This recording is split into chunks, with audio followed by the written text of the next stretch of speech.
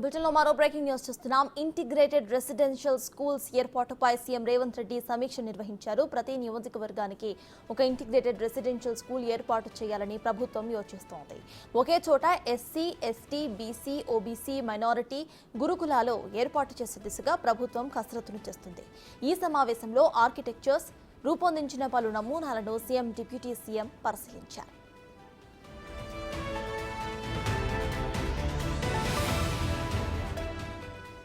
మొదటగా పైలట్ ప్రాజెక్టుగా కొడంగల్, మధిర నియోజకవర్గాలలో ఈ ఇంటిగ్రేటెడ్ రెసిడెన్షియల్ స్కూల్స్ ఏర్పాటు చేయబోతుంది ప్రభుత్వం. ఇప్పటికే ఈ నియోజకవర్గాల్లో 20 ఎకరాల చొప్పున ప్రభుత్వం భూమిని సేకరించింది. త్వరలోనే ఇక్కడ నిర్మాణాలను ప్రారంభించబోతుంది.